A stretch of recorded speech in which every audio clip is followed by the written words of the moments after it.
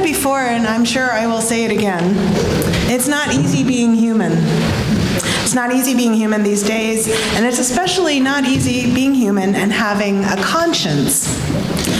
Conscience demands that we look without flinching at all the things that are broken in our world, and in response, our tender, fleshy hearts break inside us over and over again. Because we've inherited 2,000 years of tradition that values the power of the mind, we might want to believe that our job, the way to be a good human in these times, is to think our way through the problems that we're facing. We might be tempted to put our faith in the human capacity to understand and to innovate. We might cling to our faith that those people who don't agree with us just need to be reasoned with. And once they see the truth, they will come around. Today, though, I want to suggest that it's not only our brains that can show us the way, but our bodies. Our bodies are not just mechanical or material homes for our consciousness. They have a wisdom all their own, and it's not less important or less relevant than the wisdom of the head or even of the heart. Quite the contrary.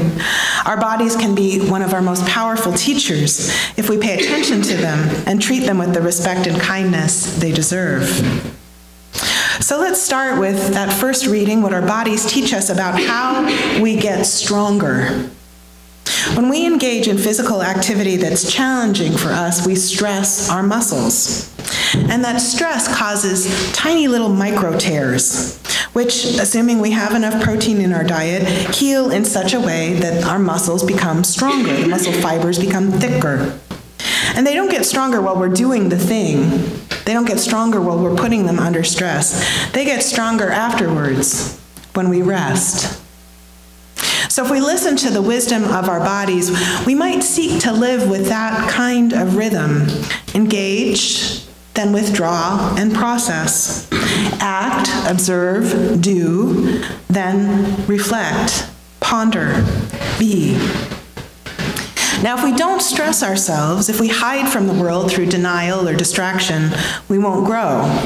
But at the same time, if we aren't gentle with ourselves, if we don't create the space to rest and integrate what we've seen and experienced, we won't learn and grow. And learning and growing, my dears, that's really the only game in town. We're either learning and growing, or we're dead. Those are really the only two options. Now, if we challenge ourselves too much, what happens then? We get sore. We hurt ourselves. We injure ourselves. Recovery takes longer, and rather than healing stronger, we actually lose strength as our muscles atrophy. It's taken me years. Actually, to be honest, it's taken me decades to learn to identify that right moment to stop. There's a sweet spot in between this is hard and this hurts. And when I'm fully present in my body, I feel it and I find it. It's when I'm distracted or thinking about other things that I miss it and I overdo and cause harm. In leadership, there's a similar sweet spot. Heck, in relationships, there's that sweet spot. Even in our relationship to ourselves. If we push too hard, we do damage to ourselves, to the relationships, to our relationships, to the organizations we serve, to the causes we care about. If we listen to the wisdom of our bodies, we understand that patience and persistence are the secret to making progress. There's a video, I actually thought about showing it to the children, but then I found that story and it's such a great story. Anyway, so the video is a time-lapse video, and it shows a man trying to touch his toes. So he takes a photograph or a little mini video every day of him trying to touch his toes. Now on the first day, his hands are barely below his knees, but each day he tries again. The changes are so subtle that if you compare one day to the next, you really can't see any difference. But over time, his hands reach lower, mid-shin, ankle, top of shoes, until finally, on day 41, he touches his toes. And he and his family erupt into this joyful dance to celebrate. Now, I've been practicing yoga for a long time, and one of my favorite yoga phrases, Karen Fonts, who's one of my yoga teachers, likes to say this, is by any amount. In forward bends, we lengthen toward the ground, and she'll say, by any amount. Or, when we're working on opening our shoulders, you clasp your hands behind your back, you pull your shoulder blades together, you lift your elbows, and then you straighten your arms by any amount. Right? And there's an understanding that while we might hold the idea of the full expression of a pose in our mind, the goal is to find our sweet spot, where by fractions of an inch, millimeters really, we make progress over time. What a metaphor that is for understanding social change. Can we hold the idea of the beloved community with peace and justice for all in our mind, and then find that little bit of space we can move into, the one small thing that's ours to do in this moment, the progress that we can make by any amount? Progress happens too slowly to see a change from day to day, but when we zoom out and take the long view, we see transformation. And this is good to remember in times when the day-to-day view sometimes feels like we're collectively moving backwards. Our mind wants clear trajectories. Our mind wants cause and effect. Our body understands that it's messier and more subtle than that.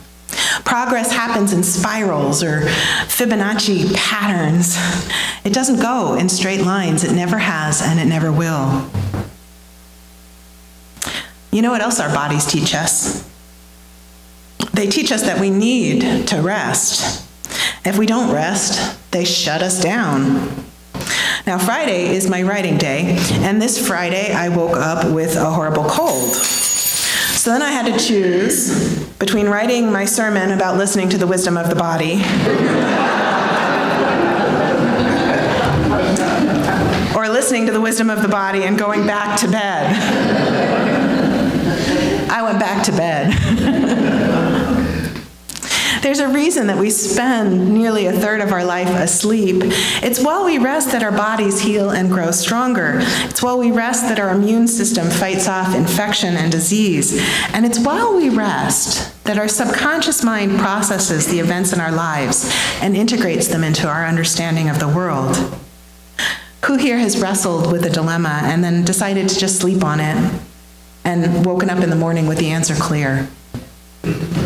Right? Sleeping on it can be a really good thing. Sleep is good. Rest is necessary. Pacing is everything. Our bodies also teach us the importance of good nutrition. The things that taste good and feel good in the short term are not the same things that nourish and sustain us for the long haul, right? We can eat donuts for breakfast once in a while. Once in a blue moon, maybe, which we just had.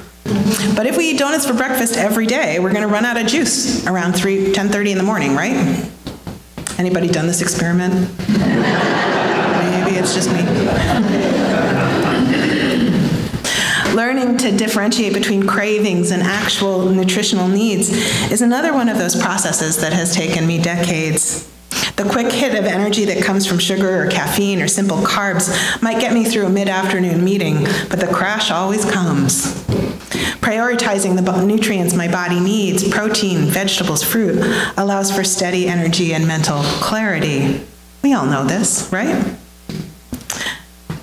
By the same token, there's a difference between what society teaches me will make me happy and what actually sustains and nourishes my mental and emotional health and well-being. Buddhist teacher Thich Nhat Hanh encourages us to think about our consumption of media in the same terms we think about our consumption of food.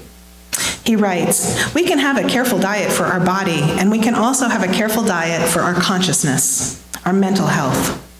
We need to refrain from ingesting the kinds of intellectual food that bring toxins into our consciousness. Some TV programs, for example, educate us and help us to lead a healthier life, and we should make time to watch programs like these. But other programs bring us toxins, and we need to refrain from watching them." He points out the things we do to flush toxins from our body. We drink water. He encourages using massage to encourage blood flow, and we breathe deeply. And when we do that, our bodies naturally expel the things that are harmful to us. We also have to stop taking more toxins in so our body doesn't get overwhelmed. So we become more mindful about what stimuli we allow into our lives. So we can, and sometimes I do, numb out in front of the television, and self-care can and does sometimes look a little like self-indulgence.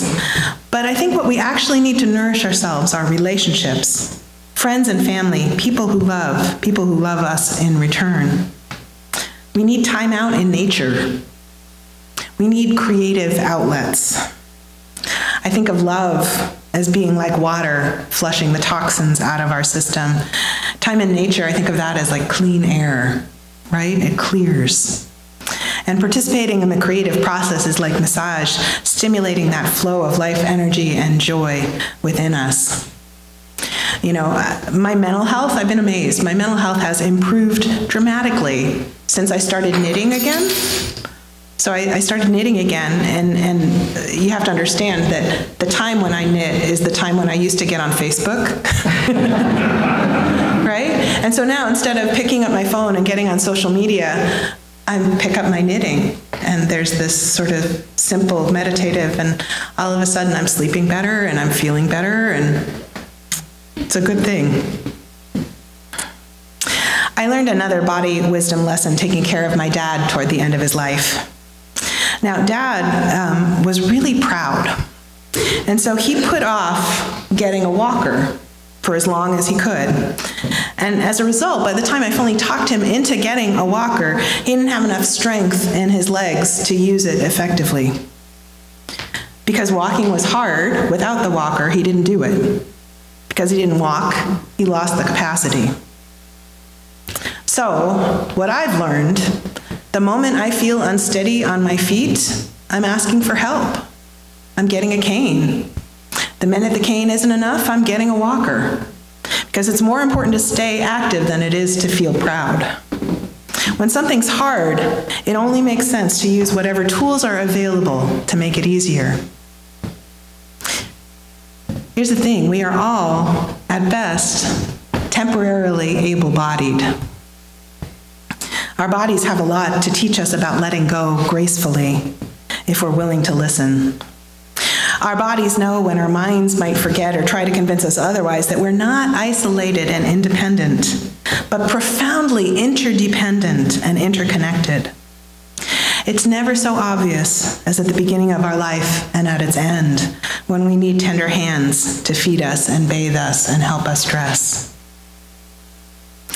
But all of the time, we can acknowledge we wouldn't be here without the people who grew our food, without the people who made our clothing or built our homes.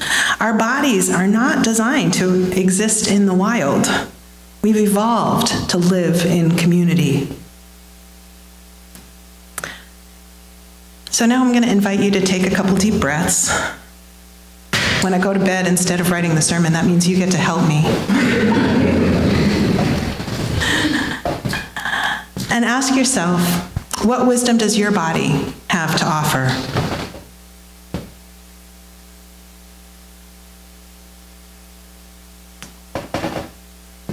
And if you come up with an answer that you'd like to share, raise your hands and I'll bring a microphone to you.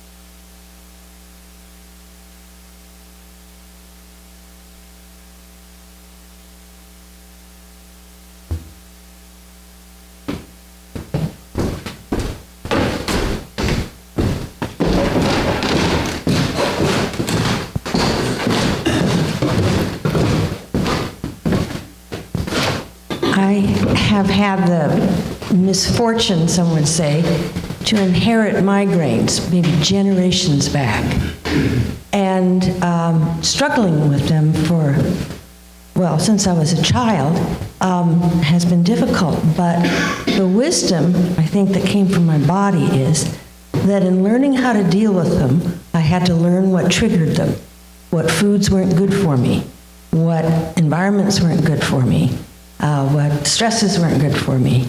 And that has been, I think, a help.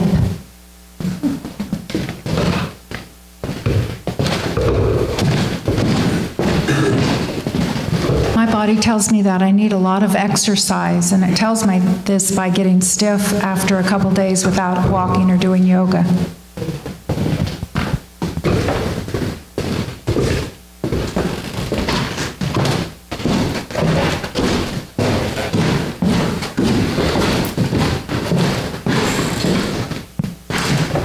Most days I get up, even though I'm tired, excited about what's coming next or what I can create.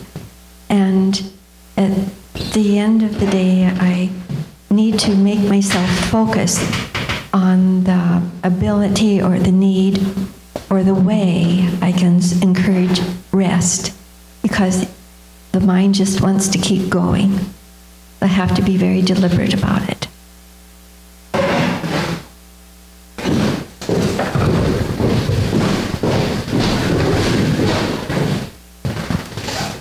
Not to contradict what you said about pacing, sometimes if I've been idle too long and I can't rest, what I need is to go and go and go until my body says, okay, that's enough, now we can rest.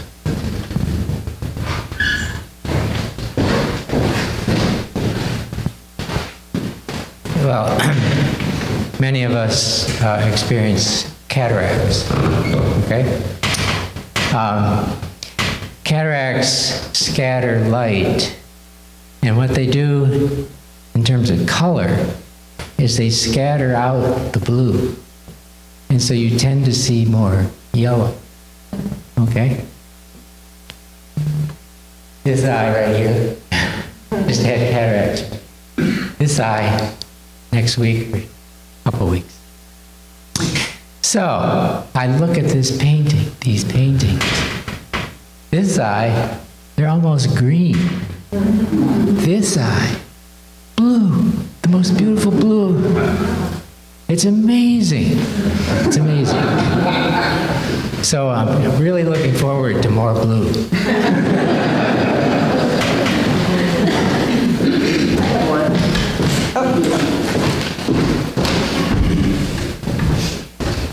I started running again about 10 years ago, and I thought that, you know, you just moved your body, but I've learned that when you do core exercises so you have a better symmetry, you get injured so much less. You're so much more centered in the way you move your body. So I know whenever I start feeling out of line, it must be because I don't have the strength to keep me centered when I do it. That's a big one. I think I meant to put that in there. I'm a swimmer, and I had chronic shoulder problems, and struggled with it for probably 18 months until I found an exercise that strengthened the core and the shoulder at the same time and made that connection in my body. So strong core is everything, is really important. When I was young, 63, I fell and tore the ligament off my right knee. Had surgery that day, and so now I'm an ancient 73. And this summer, past summer, I realized if I didn't start doing something, I'd end up being as stiff as a poker. So every day I'm up between 5 and 5:30. I'm on the machine for 45 minutes, and I'm starting yoga. So I'm fighting back. Well, and one of the things that my doctor told me about that chronic shoulder problem is that if you don't move something at all, then the muscle fibers heal back clumpy and it doesn't work well. And if you move it too much, they never heal at all. So again, you're looking for that sweet spot of gentle, full range of motion movement in order to heal and to come back strong. Thank you all.